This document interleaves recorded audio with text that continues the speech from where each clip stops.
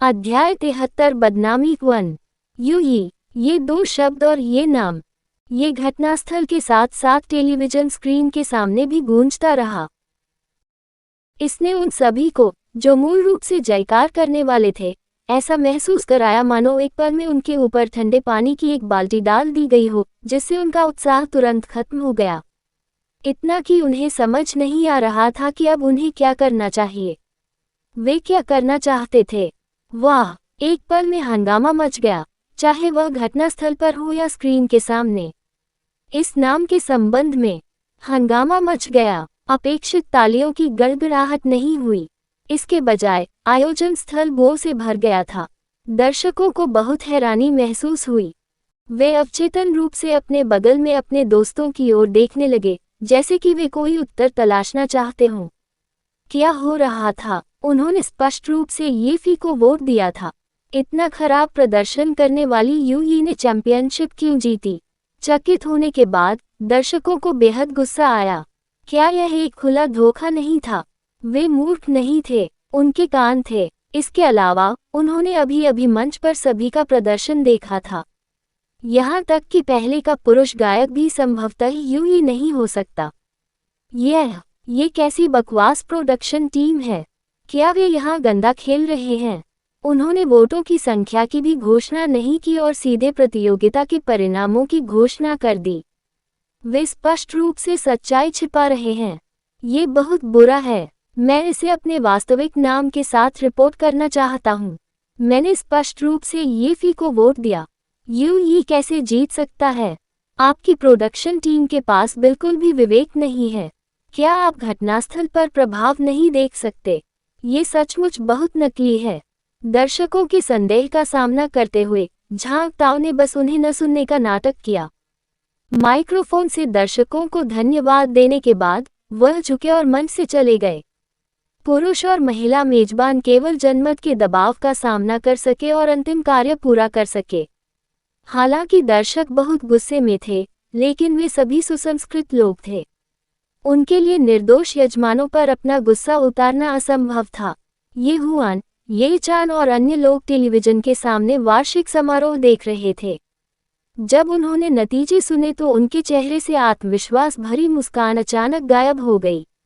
उनकी आंखें अविश्वास से भर गईं। ये निश्चित रूप से संदिग्ध है। ये बहुत घृणित है। उसने तब तक गाया जब तक उसकी आवाज़ टूट नहीं गई, लेकिन फिर भी उसने चैंपियनशिप जीत ली।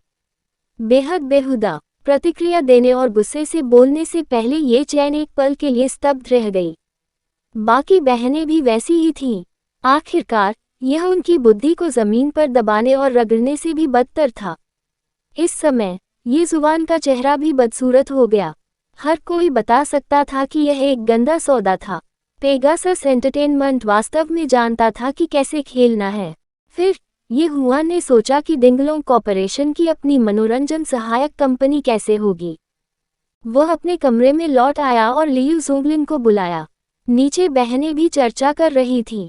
निस्संदेह अब वे इस बात पर चर्चा नहीं कर रहे थे कि यह अवैध है या नहीं। वे सोच रहे थे कि येफी के वापस आने पर उसे कैसे सांत्वना दी जाए। येफी के वापस लौटने से पहले उनमें से कुछ ने लंबे समय तक इंतजार किया। अपने सहायक के साथ येफी घर लौट आए। जैसे ही वे अंदर आए, बहनें आगे बढ़ीं और अपनी पांचवी बहन येफी की ओर देखा। फीफी, दुखी मत हो। पांचवी बहन, हम सभी ने इसे देखा। आपने बहुत अच्छा प्रदर्शन किया। ये सही है। इसके अलावा ये स्पष्ट है कि इस प्रतियोगिता में क्या हो रहा है, बहनों ने कहा। उनकी पांचवी बहन येफी का मूल रूप से उदास चेहरा उदास से धूप में बदल गया। बहनों, तुम लोग। फिर येफी सोफे पर बैठी और बोली, लेकिन यह एक छिपा हुआ आशीर्वाद है। इन शब्दों ने उन्हें स्तब्ध कर दिया।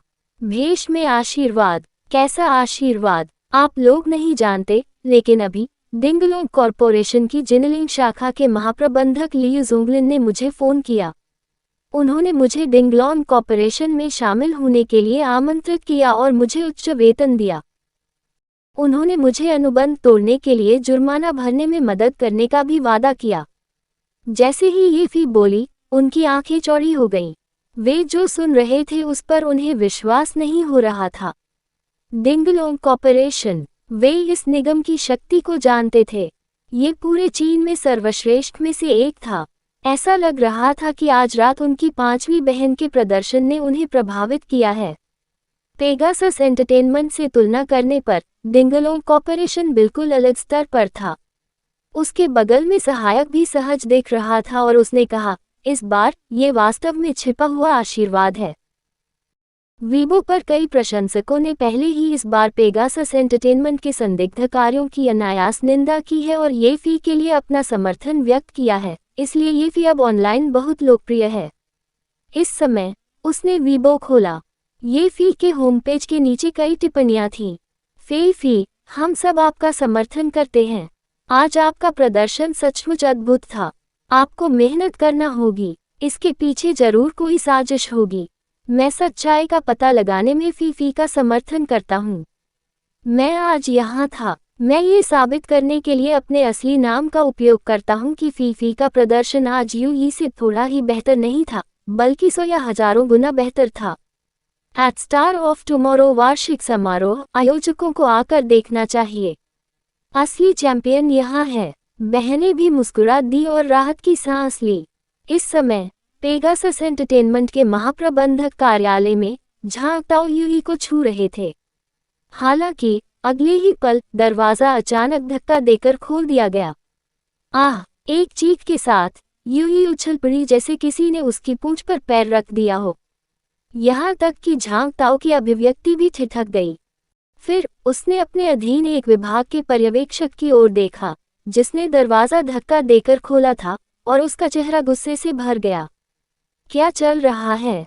क्या तुम अब दस्तक नहीं दे सकते? कहानी समाप्त। हमारे चैनल की कहानी देखने के लिए धन्यवाद। अगले वीडियो में देखने के लिए बने रहें। अलविदा।